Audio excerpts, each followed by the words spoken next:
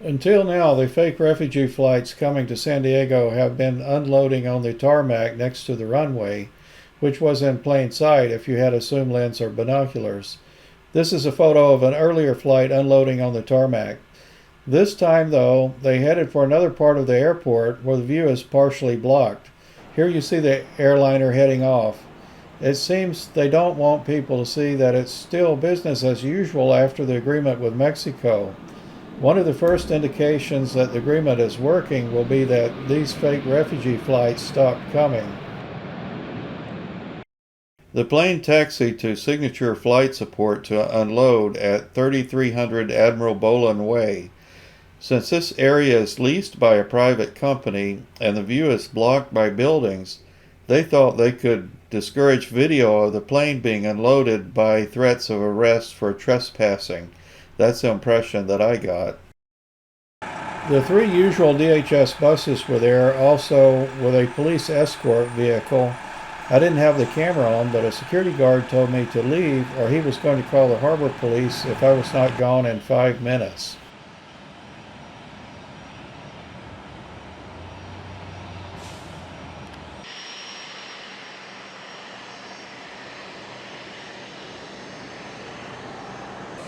So I went to the other side of the building to see the plane.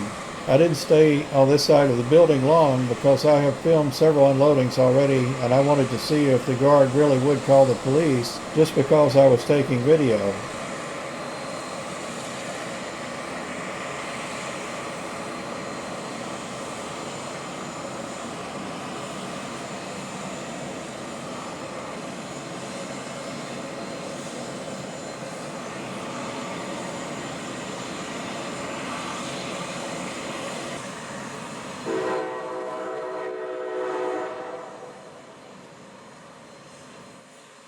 You get the feeling that the bogus refugees have special rights, even though most are cheating the system. In contrast, U.S. citizens who are critical and just want to report what the government is doing are presumed to be hooligans with criminal intent.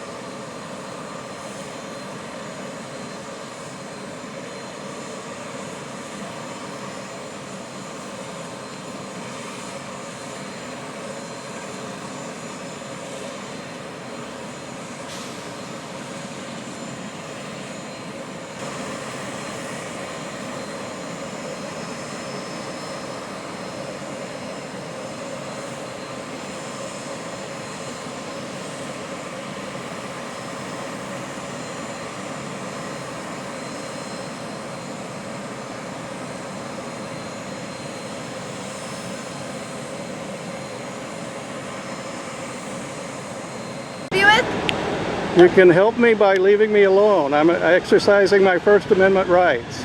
Okay, you don't have to record me. I do have an attorney too.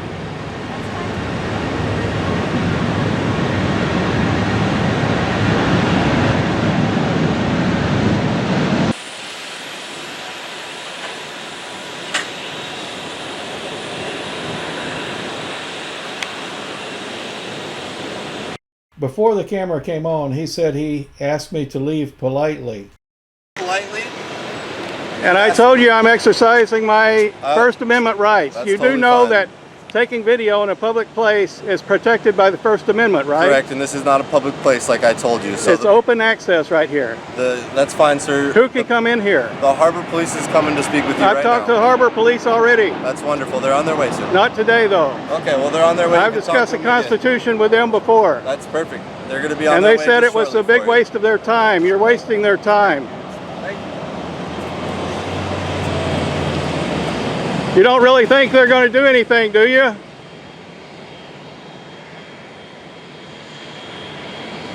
We'll test it in court if you want.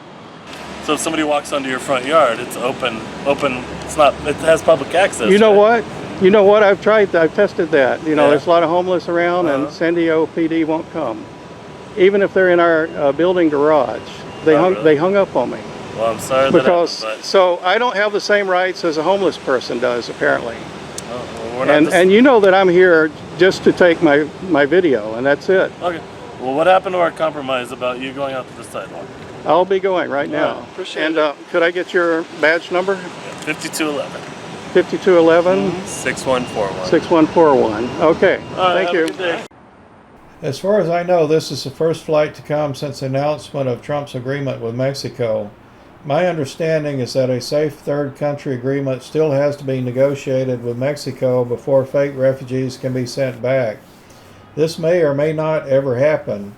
The requirement for this kind of agreement has been enshrined in U.S. law. It's a globalist concept pioneered by the European Union that in our case requires the U.S. to get Mexico's permission to send back the people that they allowed to cross in the first place and actually aided to get to our border. It means we gave up control of our sovereignty to Mexico. They can send as many as they want across our border, whether we like it or not, but we need their permission to return them.